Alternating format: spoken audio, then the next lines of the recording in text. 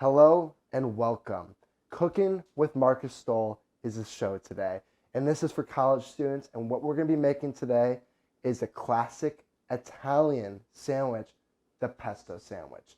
You'll be sure to satisfy your taste buds, so let's get started. To start, we're going to need two slices of bread. I use anything like this. You can use what you want. Then we're going to have some basil, some tomato, and then some pesto from the store. I got Pesto World Italian, and then some fresh mozzarella that's sliced. Now you can use anything you'd like on the cheese. I personally love the fresh mozzarella. It's just a spectacular touch on the food.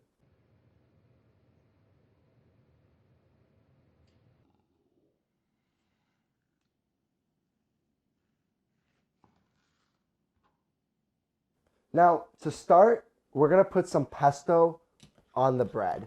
I like to make sure the oil gets spread without in the pesto. So now you spread the pesto. And make sure you get a nice even spread there. Make sure you don't miss any, but also make sure you don't have any clumps, because then it just becomes pesto saturated and you don't want to have it too strong now. So now you got the pesto. I typically just do it on one slice, just because I find it flavorful enough with that. Now, what I like to do is I like to put my tomatoes out like this and have them all pre-cut, and I'll put them out on like this. Now, I like to put a basil right in the middle there. Then I'm going to take some cheese, fresh mozzarella, and put that on top. Now, as you see, it's on the top now, and now I like to just add one more basil. So you have basil in the middle, and now you got it on the top as well. It's actually going to be two basils just to add the extra flavor there. Now you have it organized like this. Now you put this on the other sandwich on there. And now this is where we throw it into the air fryer. Now to start, when you put it in the air fryer, I recommend making sure you have the cheese side down, just because it's going to melt. And then you want to flip it after a little while. To start, so we're going to start the air fryer. It can be any air fryer. I like to just put on air fry mode. It doesn't really matter what degrees it is. I like to have it just at 390, and I just check it every couple minutes to make sure it's to my liking.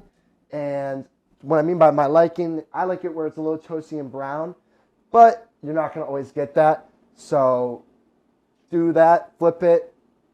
Once that's done, you cut it, and it's going to be great. We'll cut to that.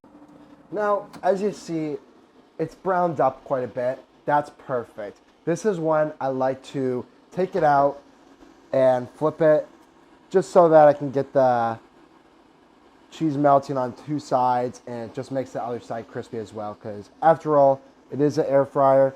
Typically, they kind of just get the top, not the bottom, just because of airflow. So now, as you see, the less cooked sides on the bottom, the top, and yeah, now you just pop it back in. For me, it just took about 5 minutes. So 5 minutes is sufficient on each side, but it's really up to your judgment and what you think is best for your pesto Italian sandwich. All right, guys.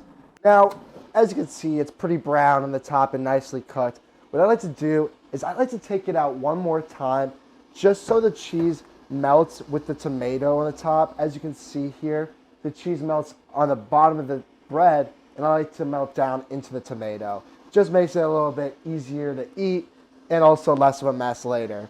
So we're gonna throw that in maybe a minute or so, just so that cheese gets to that nice melted fashion that we like. And there you have it, a delicious pesto sandwich, easy to make. You can enjoy this sandwich for lunch or dinner to please your taste buds.